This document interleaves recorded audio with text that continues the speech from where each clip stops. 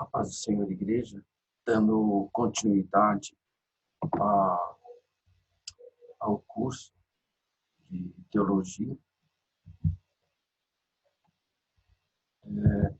Nós estamos aqui, eu estou aqui e nós já passamos o primeiro vídeo e aqui nós vamos na sequência.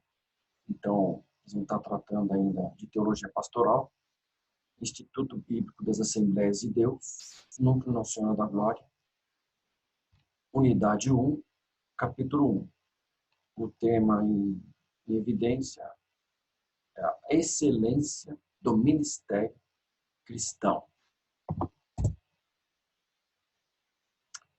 No vídeo passado, eu já fiz um comentário a respeito desse tópico. Então, unidade 1, o que é teologia pastoral?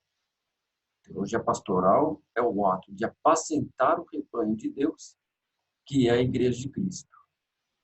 Aí eu já fiz alguns comentários e vou seguir adiante. Unidade 1 ainda. O tópico é 1.2, a fonte da teologia pastoral. A Bíblia Sagrada é uma fonte inesgotável. A Bíblia é a fonte primária da teologia pastoral, pois nela encontramos valores e princípios que não podem ser ignorados pelos obreiros desse século. A Bíblia, as Escrituras Sagradas, é a base sólida de todo obreiro.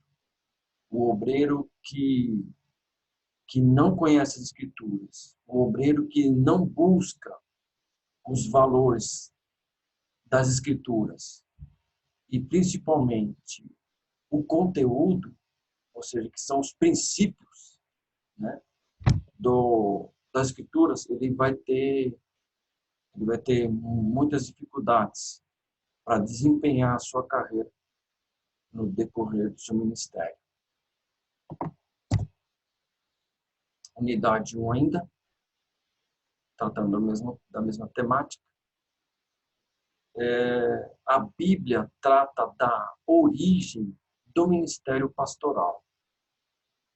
A Bíblia, ela é o fundamento. Todo o anúncio de Deus, no princípio, foi através da sua palavra. E tudo aquilo que foi redigido e que Deus fez questão que fosse anotado, foi para nossa edificação, foi para o nosso ensinamento. Então, todo obreiro que quer fazer uma carreira de base, uma carreira sólida, ele vai precisar conhecer, explorar as Escrituras Sagradas, principalmente no que se diz princípios. Não adianta eu só aprender, ensinar e não viver. Eu não ter um comportamento conforme as Escrituras. Paulo, ele vai tratar aqui, ele tratou em muitos pontos, principalmente na carta que ele escreve para Timóteo e na carta que ele escreve para os Efésios, ele vai tratar um pouco a respeito da base ministerial de um pastor, de um líder, ou de um obreiro. E está escrito assim em Efésios 4, 10, 11. Aquele que desceu é também o mesmo que subiu acima de todos os céus para cumprir todas as coisas. E ele mesmo deu uns para apóstolos, e outros para profetas, e outros para evangelistas, e outros para pastores e doutores. A base ministerial, ela vai servir, ela serve ela vai servir para o desenvolvimento do corpo de Cristo. Paulo escreve um pouco isso na carta aos Efésios. Então, buscando o aperfeiçoamento da igreja, Jesus, ele mesmo fundou o ministério. todo homem consagrado por Deus, ele é gerenciado por Jesus. Jesus é que consagra o ministério na vida de um obreiro. Unidade 1 ainda, tratando da mesma temática, a Bíblia Sagrada, a fonte inesgotável. Agora vamos falar um pouco da qualificação pastoral. Paulo, escrevendo para Timóteo, na primeira carta, Paulo ele vai falar acerca do ministério, vai falar acerca do episcopado. E está escrito assim: esta é uma palavra fiel. Se alguém deseja o episcopado, excelente obra deseja. Convém, pois, que o bispo seja irrepreensível, marido de uma mulher, vigilante, sóbrio, honesto, hospitaleiro, apto para ensinar, não dado ao vinho, não espancador, não cobiçoso de torpe ganância, mas moderado, não contencioso, não avarento. E ele ainda continua escrevendo, aí, colocando mais alguns critérios, os critérios de uma estrutura na vida de um obreiro. Então, isso aqui é um prisma para todo obreiro, serve como referencial, para ele se balizar, para ele se analisar, né? Para ele rever os seus valores. Ele precisa estar enganjado dentro desses critérios. E uma coisa que me chama a atenção aqui é que Paulo ele evidencia a respeito daquele que deseja. Eu posso desejar o episcopado. Não é soberba isso, né? E Paulo ainda fala que é uma excelente obra desejo. Porém, precisa estar preparado, embasado, e certamente vai fazer uma trajetória de sofrimento, de busca, de decepções, de desapontamentos, mas com certeza uma coisa, de que ele vai estar fazendo uma grande obra. Né? No próximo tópico,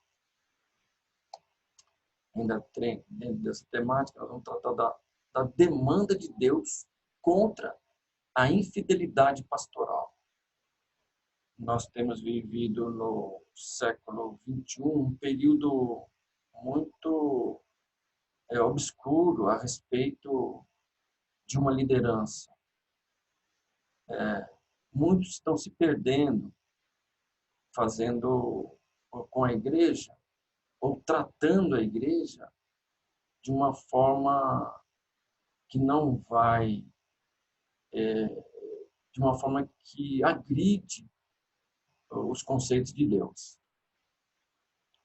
E aqui, no livro de Ezequiel, está escrito assim: Filho do homem, profetiza contra os pastores de Israel. Profetiza e diz aos pastores: assim diz o Senhor Deus, ai dos pastores de Israel, que se apacentam a si mesmos.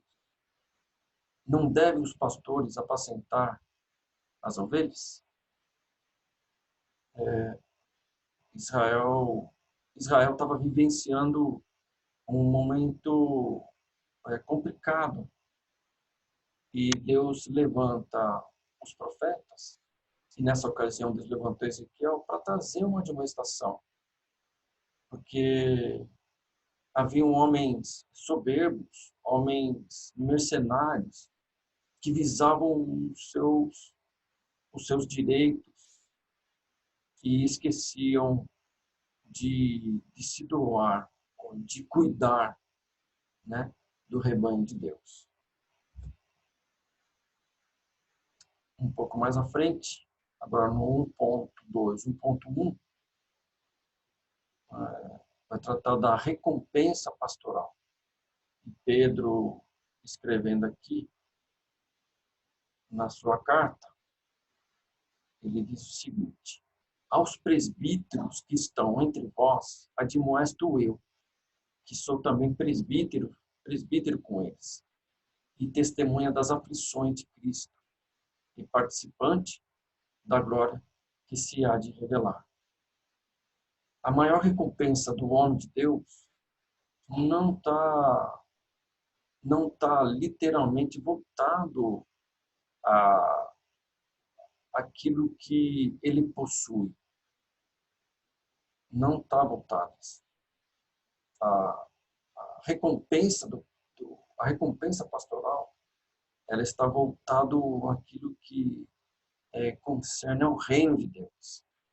Aquilo que eu estou construindo, o meu salário de um ele vai estar condicionado a um bom desempenho e ao cuidado da igreja de Cristo. Então, o salário de um líder, o salário de um obreiro, de um homem de Deus, daquele que cuida, é um salário dos céus. Né? É isso. Seguindo um pouco mais na frente, aqui no 1.2.2, tratando da história da igreja, nós vamos ver que o livro vai relatar, vai abordar acerca de alguns homens que trouxeram o evangelho ou que vivenciaram, através dos seus comportamentos,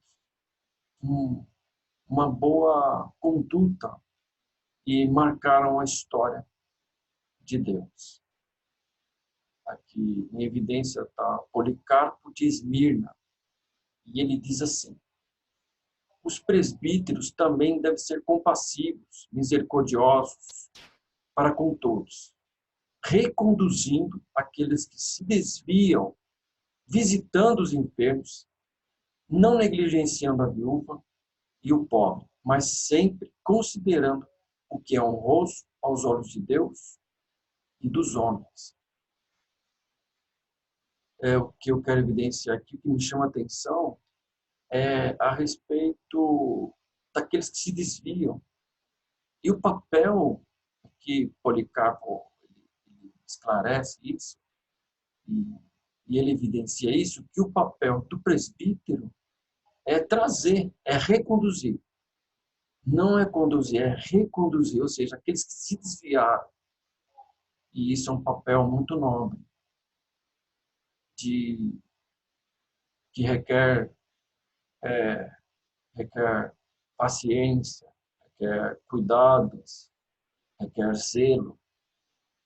Uma coisa é eu tratar com aqueles que estão chegando, com aqueles que estão conduzindo através da palavra anunciada. E outra coisa é eu tratar daqueles que se desviam, reconduzir aqueles que se desviam. Né? E também ele evidencia aqui a respeito das visitas dos órfãos, das viúvas, dos enfermos e dos pobres. O verdadeiro evangelho, ele deve ser vivido em comportamento. Ele deve ser expressado em comportamento, dentro e principalmente fora da igreja. Não adianta eu ser um bom pregador, não adianta eu ser um bom cantor, não adianta eu ser um bom ministro do ensino, um bom ensinador, um bom professor. Se a minha vida não estiver de acordo com os conceitos da palavra de Deus.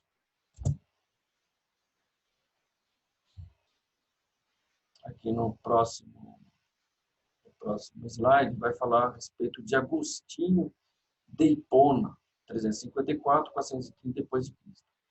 E ele diz assim, ele relata dessa forma: nessa vida, especialmente em nossos próprios dias, não há nada mais difícil e estafante e arriscado do que o ofício de bispo, sacerdote ou diácono. Porém, nada é mais abençoado aos olhos de Deus se o nosso serviço estiver de acordo com as ordens do nosso mestre. Agostinho, ele evidencia a respeito, primeiro, da dificuldade na trajetória de um obreiro, seja diácono, seja presbítero, seja pastor, seja qual ministério for, ele relata que nada mais é abençoado aos olhos de Deus, o serviço ao Senhor. Então, é um privilégio o homem de Deus, ele estando dentro das qualidades, dentro da santidade e dentro da ordenança do Mestre ou do Senhor, não há nada mais abençoado aos olhos de Deus do que ter esse chamado e responder de uma forma justa. E aqui João Hus, 1373, 1415, falando da história da igreja ainda, né? Homens que marcaram a história da igreja. Homens que a Bíblia não relata, né? Esses homens que eu estou citando aqui, a Bíblia não relata. A Bíblia relata de Pedro, de Tiago, de Paulo, de Timóteo e de muitos outros, né? Mas na história da igreja, nós vemos homens que marcaram a história, fizeram a diferença, né? E ele diz assim, existem duas coisas que pertencem ao status do pastor ou do líder: sua santidade e a integridade do seu ensino. Então, nós precisamos entender e aprender isso com Deus e expressar isso também a respeito da nossa santidade e o ensino. São duas coisas que caminham juntos, né? Então, se eu quiser ensinar, eu preciso ter integridade, eu preciso buscar, eu preciso entender, eu preciso parar. Antes de ensinar, eu preciso sentar para aprender.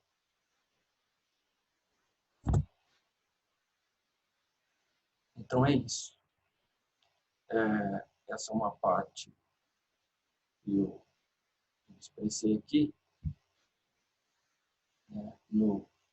Nós estamos tratando do capítulo 1 do livro de Teologia Pastoral. A minha saudação aqui, a minha alegria de estar participando com os irmãos, com a igreja.